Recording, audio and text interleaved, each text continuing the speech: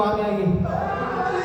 तो जैसे मेरी पिछली आर्टिस्ट ने बोला, यहाँ मणिपुर से कौन कौन आए जो नॉन आईआईटीएन है?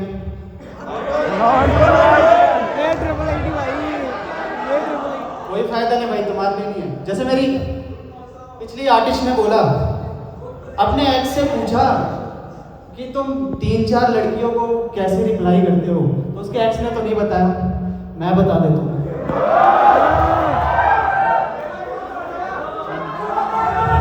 माचिस तो यूं ही बदनाम है, माचिस तो यूं ही बदनाम है, असली आग तो आपकी डीपी लगाती है।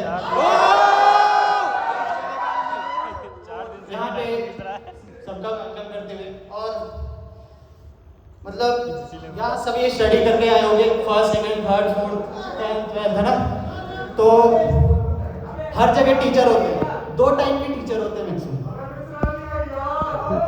आ रहा हूँ भाई, रुक जा। 2 टाइप के टीचर होते हैं, एक होता है करण जौहर की तरह, जो सेजोन को सेजोन नहीं सेजोन बोलते हैं, और दूसरे होते हैं अनुराग कश्यप की तरह। जैसे मेरी कोस्ट है, आप मेरे को सॉरी बोलो, सॉरी बोलो, it's okay it's okay it's okay. और दूसरे होते हैं, सॉरी बोलो आप मेरे को। अब ये मैं तेरे सॉरी को कहाँ डालूं?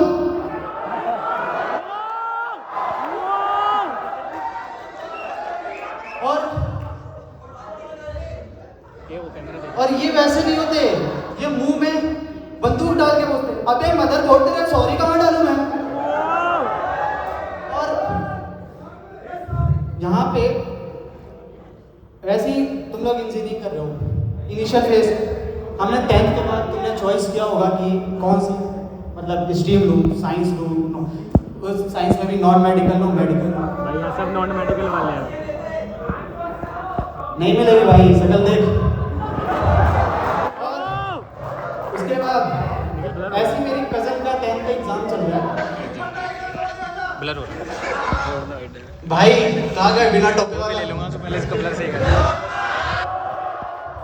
तो यही चीज़ होता है, मतलब मेरी कज़न का एग्ज़ाम चल रहा है 10th का, मैंने उससे पूछा तो 10th के बाद क्या लेगी?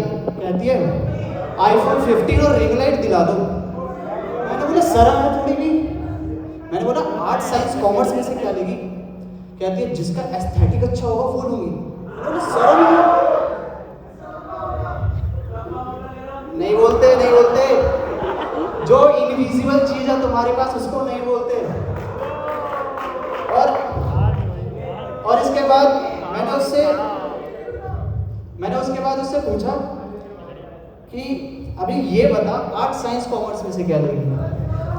कहती है पता नहीं भैया क्या लूं। मैंने बोला शर्म कर, मैंने साइंस ली थी, साइंस। कहती है आपने साइंस ली थी? मेरा कल ना साइंस का पेपर है, इलेक्ट्रोमैग्नेटिक इंडक्शन क्या होता है वो बता दो। मैंने बोला अच्छा आईफोन कौन सा लेगी? ये होते लिपी जैंजी जनरेशन, इनको पता ही नहीं है कि क्या करना है आगे। मैंने जब साइंस ली थी, साइंस मैंने जब साइंस ली थी ना, मैं घर पे गया, मेरे चारों तरफ सन्नाटा छाया, मेरी फट गई, मैं डर गया भाई। मैं गया मम्मी के पास, मम्मी से पूछा कि दादी टपक गई क्या? कहती आई विश।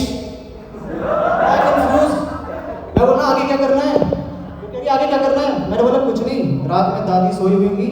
तो कह रही अबे ये बता 11th 12th में क्या करना है? दादी को मैं देख लूंगी, ठीक है।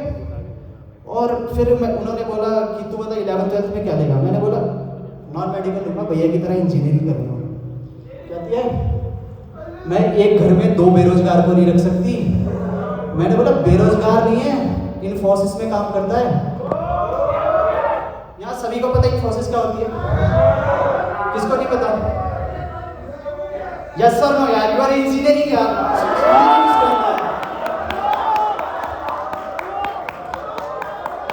यही नहीं, और उसके बाद वो मेरे से कहती है मेडिकल ले लो। मैंने बोला मेडिकल मेरे से नहीं नहीं होने वाली, चीर फाड़ काटना, लड़का हूँ भाई। उसके बाद मैंने नॉन मेडिकल ली, मैं हॉस्टल में गया।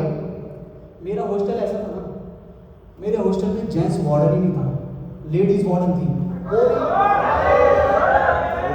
वो पहले दिन ही बुलाती है 22 के 22 लड़कों को, और इतने छोटे से कमरे में ठूस देती है।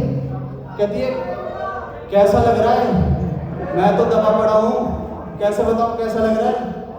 कहती है मेरे हॉस्टल में, हमारे हॉस्टल में सब चीज़ अलाउड है, सब चीज़, हमारा हॉस्टल प्रोग्रेस पे है, ये है वो, बस 5:30 तक हॉस्टल पहुँच जाओ।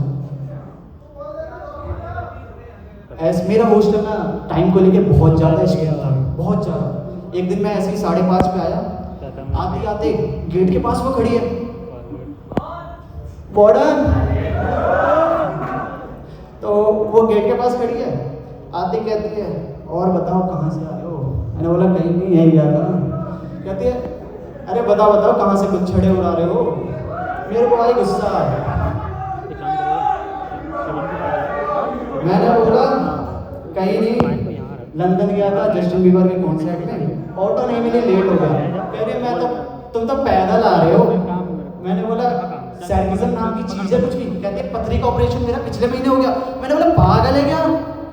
उसके बाद मेरे हॉस्टल में वार्डन से ज़्यादा जो सबसे खराब चीज़ थी वो थी मेरे हॉस्टल का मैस। मेरे मैस के बाहर एक भी कुत्ते नहीं, सबको पता है आज अच्छा खाना नहीं मिलने वाला।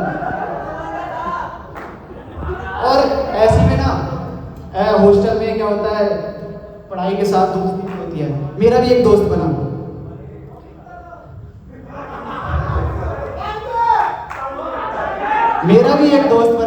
उसका नाम था प्रत्युष पांडे।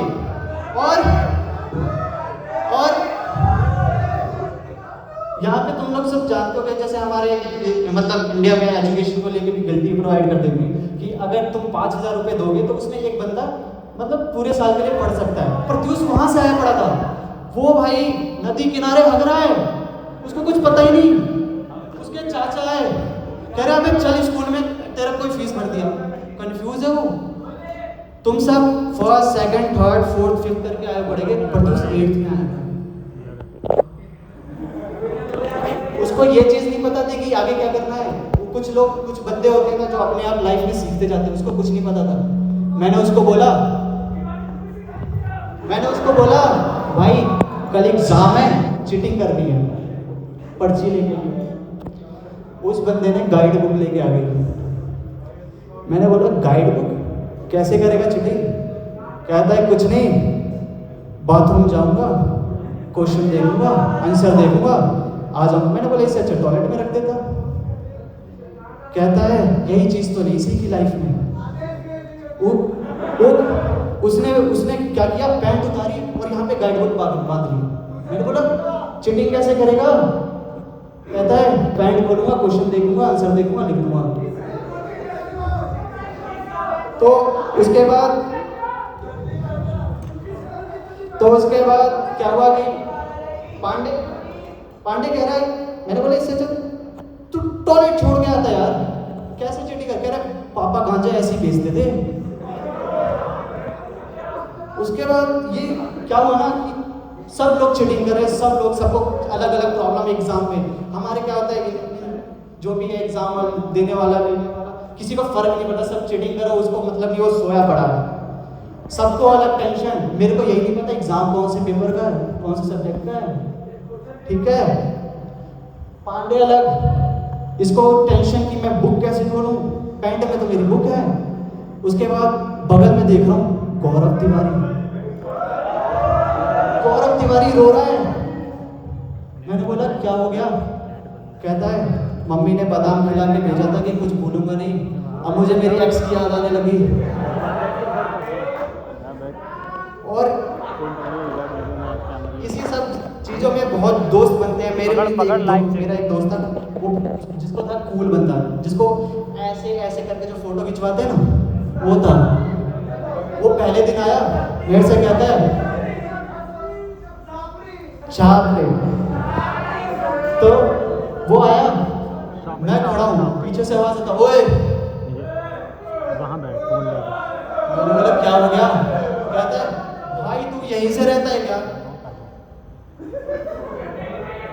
मैं यहाँ क्यों रहूँगा? कह रहा है गौरव कह रहा था तू यहीं रहता है। अरे पागल है क्या, मैं यहाँ क्यों रहूँगा?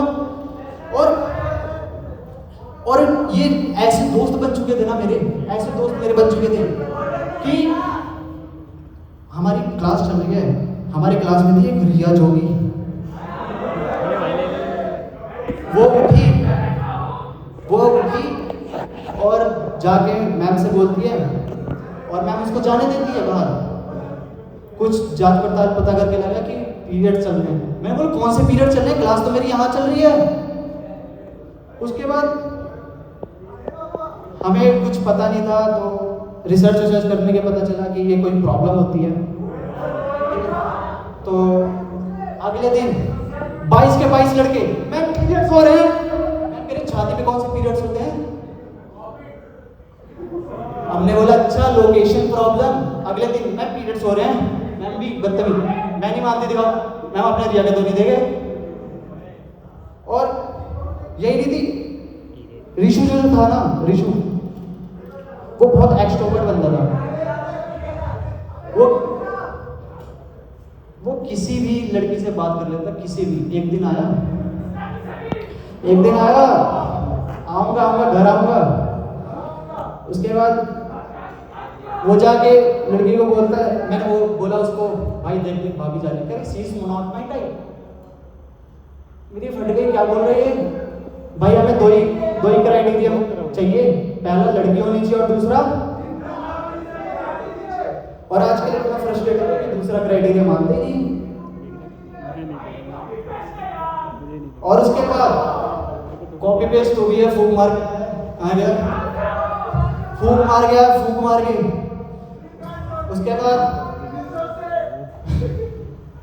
उसके बाद क्या हुआ कि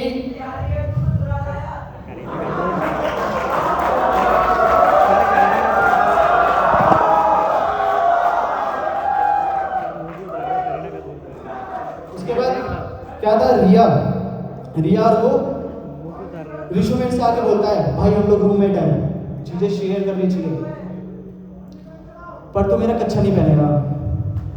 मैंने बोला, मैं उसकी बात ही नहीं मान रहा था। उसने लिखी एक शायरी और मेरे बेड के पास चिपका दी। उसने पता क्या लिखा, सुनना चाहोगे? गेट ये रहा, 9 रुपए में इतना ही मिलता है। उसके बाद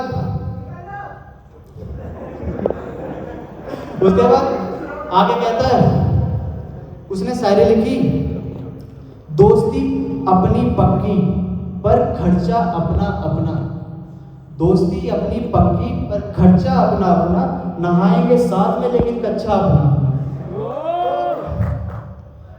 उसके बाद ये सब ठीक था, मैं उसकी बात ही नहीं मान रहा था। मैंने एक शायरी लिखी, उसके बेड के पास चिपका दी कि दोस्ती तो शुरुआत है मेरे भाई,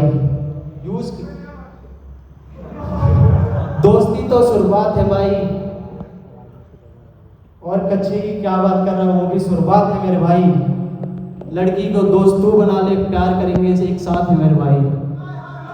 उसके बाद अब तो क्या था, रिशु को फिजिक्स तो आती नहीं थी। अब था हमारा एग्जाम। अब वो एग्जाम ऐसा था, ना रिया को फिजिक्स आती ना रिशु को फिजिक्स आती। फिर और 2 दिन से मैं देख रहा हूँ रिशु मेरे लिए कच्चे लाने लगा।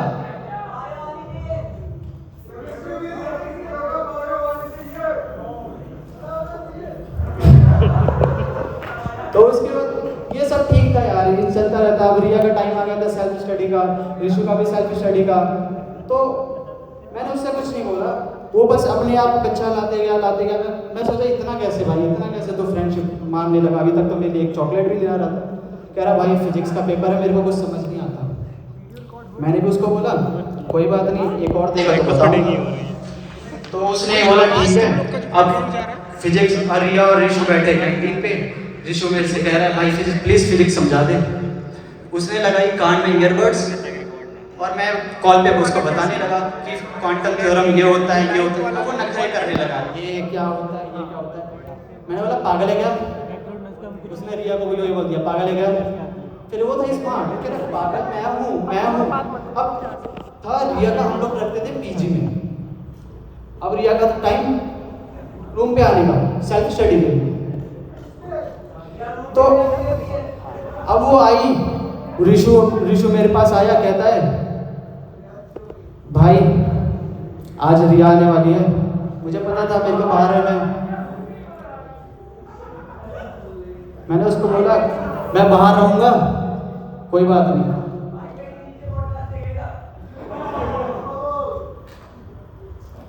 मैं तू भी ब्रॉडकास्ट देख के हुआ है। उसके बाद ये सब